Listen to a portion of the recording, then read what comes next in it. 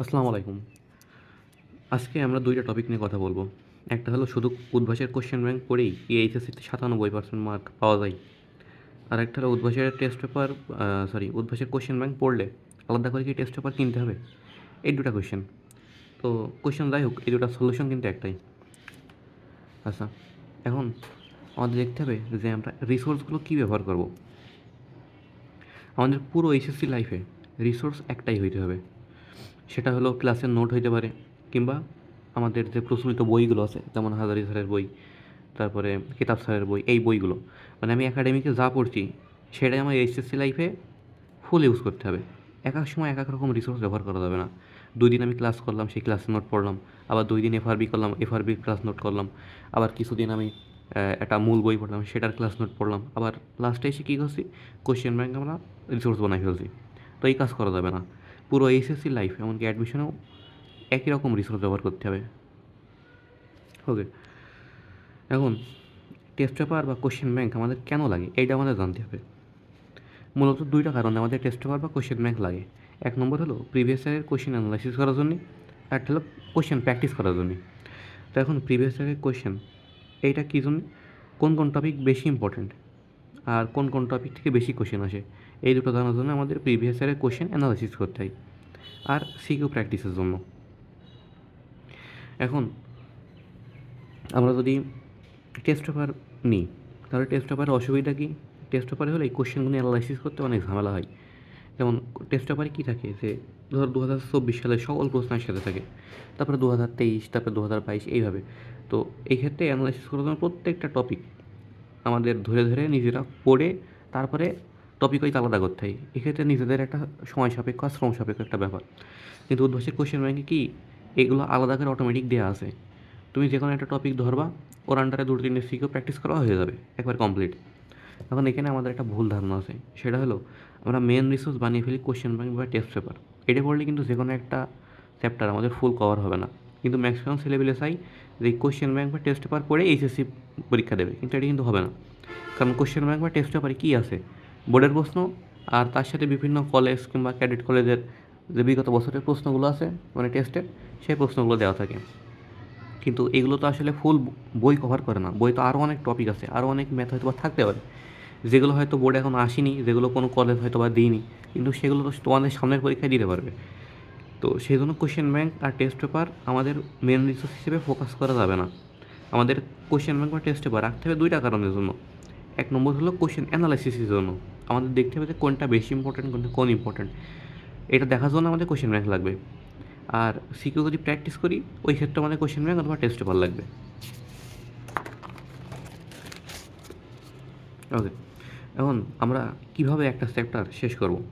প্রথমে আমাদের কাজ হলো মেন রিসোর্স আগে পড়ে ফেলতে হবে। মেন রিসোর্স কি? ক্লাসের নোট হতে পারে, কিংবা মূল বই হইতে পারে, যাই হোক, কিংবা হলো ক্লাসের স্লাইড হইতে পারে। মেন রিসোর্স আগে পড়তে হবে, কারণ মেন রিসোর্স এমন একটা জিনিস এর ভিতরে সকল টপিক, সকল ম্যাথ, সব কিছু চলে আসে। আর ভাইয়াদের স্লাইডগুলো এত সুন্দরভাবে বানানো যে বইগুলো একেবারে কম্প্যাক্টভাবে দেওয়া, বইয়ের সকল জিনিস আছে, এমনকি ৩-৪টা লেখকের বই একসাথে করে ক্লাসের স্লাইডগুলো বানানো হয়। এই জন্য ক্লাসের স্লাইড খুবই ইম্পর্টেন্ট।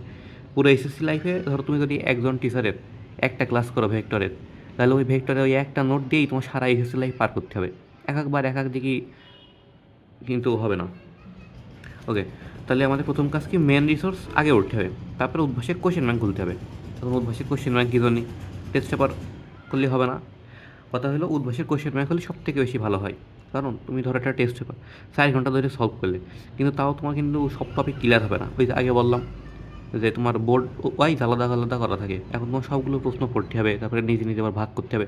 এখন তুমি যদি আবার একটু মানে ফাঁকিবাজ স্টুডেন্ট হও, পড়ালেখা যদি না করো, তাহলে তুমি আবার বুঝতেও পারবে না যে এটা কোন টপিকের প্রশ্ন, সেক্ষেত্রে আরও ঝামেলা। আর উদ্ভাসী কোশ্চেন ব্যাংকে কী থাকে, এগুলো টপিক ওয়াইজ সুন্দর করে সাজানো থাকে। তুমি জাস্ট দেখবা কোন টপিক বেশি ইম্পর্টেন্ট, ওই টপিক থেকে বেশি করে প্র্যাকটিস করবা, আর যেগুলো কম ইম্পর্টেন্ট সেই টপিক থেকে জাস্ট ২-৩টে সৃজনশীল হাতে ধরে প্র্যাকটিস করবা, হয়ে গেল। হ্যাঁ স্যার। এখন কোশ্চেন ব্যাংকে যেগুলো ইম্পর্টেন্ট মানে বেশিবার এসে সিকিউ আর এমসিকিউ, সেগুলো বেশি গুরুত্ব দিতে হবে। আর এখান থেকে আমাদের একটা শিক্ষা গ্রহণ করতে হবে, সেটা হলো কি, নেক্সট টাইম আমরা ওই অধ্যায় যখন রিভিশন দেবো, তখন কি আমাদের মেন রিসোর্সটা আগে ভর্তি হবে। তো মেন রিসোর্সে সেই মানে সেই টপিকগুলো আমাদের আগে ভর্তি হবে। আগে পড়তে হবে এবং বেশি করে ভালো করে পড়তে হবে, যত ডেপথে পড়া যায় ওই টপিকে। ধরো রাসায়নিক পরিবর্তনে কেপি কেসি, তারপরে বাফার, ওই হাঁসটিকার যে সমীকরণটা আছে ওইটা, তারপরে লাশ-সাথে-লিয়ার নীতি, এই ৩টা কিন্তু ভেরি ইম্পর্টেন্ট। তো তুমি যদি প্রথমেই ওই চ্যাপ্টারের অ্যাটম ইকোনমি, ইফ্যাক্টর এইগুলো, তারপরে ওই যে ১২টা নীতিমালা আছে, এই নিয়েই ২ ঘন্টা কভার করে ফেলো, তাহলে কিন্তু হবে না। তোমার এই চ্যাপ্টার যদি শুরু করো প্রথমেই কেপিকেসি, বাফার, লাশ-সাথে-লিয়া, এই ৩টে জিনিস শেষ করে নিয়ে তারপরে বাকি টপিকে যাইতে হবে। তুমি যদি এইচএসসি পরীক্ষার আগে সিএফসি সংকেত নির্ণয়, সংকেত থেকে সিএফসি এর নাম্বার নির্ণয়, এই এখানে যদি ৩০ মিনিট কাটিয়ে দাও তাহলে কিন্তু হবে না। তোমাদের টপিক সম্পর্কে আগে ভালো ধারণা লাগবে যে কোনটা বেশি ইম্পর্ট্যান্ট। তারপরে গুণগত রসায়নের ক্ষেত্রে আমরা যদি বলি, তোমার ওইখানে ইম্পর্টেন্ট হলো দ্রাবতার অঙ্ক, তারপরে কেআইপি কেএসপির অঙ্ক, তারপরে আয়ন শনাক্তকরণ খুবই ইম্পর্টেন্ট, এখন আমার নতুন করে যুক্ত হয়েছে কি দ্রাবক নিষ্কাশন, এইগুলো আগে কমপ্লিট করতে হবে। আয়ন শনাক্তকরণ আছে, মানে ব্লু গ্লাসে কোনটা কী রং দেখায় এটার কথা বলছি। ওকে, এখন তুমি যদি প্রথমে বোরের মডেল আর রাদারফোর্ডের মডেল, এই মডেল নিয়েই ধরো ৪ ঘন্টা পড়িছো, তো কোনো লাভ নেই। বোর আর রাদারফোর্ডের মডেল আসতেও পারে, নাও আসতে পারে। আর আসলেও হয়তো বা খুবই সহজ একটা প্রশ্ন আসবে যে কোনটা, মানে এদের দুটোর ভিতরে তুলনা করতে হবে, কোনটা ভালো সেটা তার পক্ষে যুক্তি দিতে হবে, এই। কিন্তু তোমার তো ওইখানে সময় নষ্ট করলেই হবে না, আগে মেন জিনিস শেষ করতে হবে। তো এই জিনিসটা তুমি বুঝবা কীভাবে? ওই কোয়েশ্চেন ব্যাংক থেকে টপিকগুলো অ্যানালাইসিস করি। ওকে, আচ্ছা, তারপরে স্টেপ আমাদের কী হবে? আমাদের হোম প্র্যাকটিস করতে হবে। হোম প্র্যাকটিস মানে কি, বাসায় বসে বসে নিজে পরীক্ষা দিতে হবে। এজন্য উদ্ভাসের কোয়েশ্চেন ব্যাংক আর টেস্ট পেপার যে কোনো একটা নিতে পারো। তো উদ্ভাসের কোয়েশ্চেন ব্যাংকে দেখবা যে লাস্টের দিকে প্র্যাকটিস অংশ আছে, সেই প্র্যাকটিস অংশ থেকে নিজে নিজে টাইম ধরে বাসায় প্র্যাকটিস করতে হবে। আর টেস্ট পেপারে যদি দাও তাহলে দিতে পারো, সমস্যা নেই। ওকে, এখন খুবই গুরুত্বপূর্ণ একটা জিনিস, টাইম ধরে এমসিকিউ প্র্যাকটিস করতে হবে। মানে সিকিউ তো সবাই পারে, একটা সিকিউ অনেক টাইম বরাদ্দ থাকে, কিন্তু আসলে অত টাইম লাগে না। কিন্তু এমসিকিউতে এইচএসসিতে ১ মিনিট করে সময়। এখন বিশেষ করে আমি যদি বলি ম্যাথের এমসিকিউ ১ মিনিটে পারা কিন্তু অনেক কঠিন, যদি তুমি না ক্যালকুলেটারে এক্সপার্ট হও আর শর্টকাটগুলো জানো। এই দুটো কিন্তু অনেক ইম্পর্টেন্ট ম্যাথের ক্ষেত্রে। তুমি দেখো পরীক্ষায় পাশে সময় শেষ, তোমার এমসিকিউ হয়েছে মাত্র 10টা, এখনও 15টা এমসিকিউ তোমার বাকি।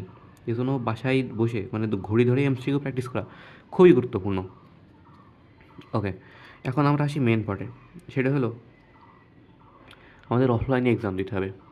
এখন আমি সাজেস্ট করবো অফলাইনে এক্সাম তোমার উদ্ভাসে দিবা, কারণ কি উদ্ভাসের কোশ্চেনগুলো তোমাদের স্ট্যান্ডার্ড হবে, মানে অনেকটা এসএসসি প্রশ্নের মতো হয়, আবার অনেক ক্ষেত্রে কমনও কপি পেয়ে যেতে পারো।